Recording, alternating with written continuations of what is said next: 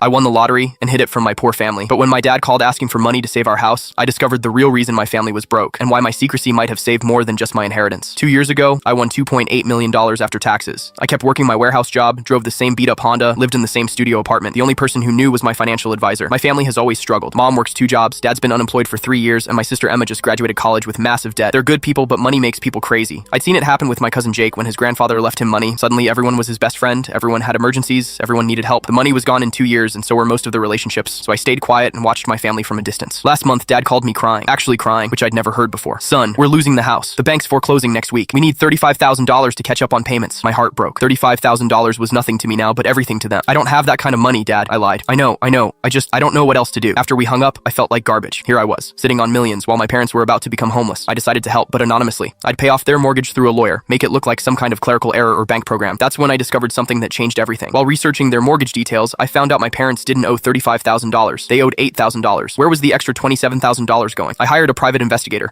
What I learned made me sick. My dad had been gambling online for 2 years. Sports betting, mostly. He'd lost over $60,000 of money they didn't have. The house wasn't just behind on payments because of unemployment. Dad had been taking cash advances on credit cards and home equity loans to feed his addiction. My poor family narrative was half true. They were broke, but not because of bad luck or the economy. When I confronted my dad, he broke down completely. I thought I could win it back, he sobbed. I had a system. It was working for a while. Dad, you almost lost the house. I know, I'm sick. I need help. That's when he dropped the real bombshell. I was going to ask you for money to pay off my bookie too. These aren't just credit card debts. I owe some dangerous people. My blood went cold. How much? $50,000. I realized then that if I'd told my family about the lottery win, my dad would have guilt-tripped me into paying off his gambling debts. All of them. The house, the credit cards, the illegal bookies, and he would have kept gambling, thinking he had an unlimited safety net. Instead of helping him recover, my money would have enabled his addiction. I paid for Dad to go to an intensive gambling addiction treatment program. It cost $15,000, but it was the right investment. I also paid off the house mortgage. The real amount, not what Dad claimed he needed. But I didn't give him cash. I didn't pay off his gambling debts. He had to deal with those consequences himself. Dad spent 6 weeks in treatment. When he came out, he was different, ashamed, but committed to recovery. I'm glad you didn't just give me money, he admitted. I would have blown it all and asked for more. Mom was furious with him, but relieved about the house. How did you afford the treatment and mortgage? She asked me. I've been saving, I said, and I took out a loan. It wasn't entirely a lie. I had been saving, just more than they knew. 6 months later, Dad's been clean. He got a part-time job and is working with a financial counselor to address his remaining debts. My sister Emma found out about Dad's gambling and was devastated. I thought we were poor because of student loans and bad luck, she said. I had no idea Dad was throwing money away. Last week, I finally told my financial advisor what had happened. You made the right call, he said. Money doesn't solve addiction, it usually makes it worse. I still haven't told my family about the lottery. Maybe I never will. But I learned something important. Sometimes the most loving thing you can do is not give someone what they're asking for. Dad needed treatment, not money. Mom needed the truth, not a bailout. Emma needed to understand why our family struggled, not just see the struggles disappear. If I'd revealed my winnings immediately, I would have robbed them of the chance to actually solve their problems. Sometimes keeping secrets isn't about protecting yourself, it's about protecting the people you love from themselves.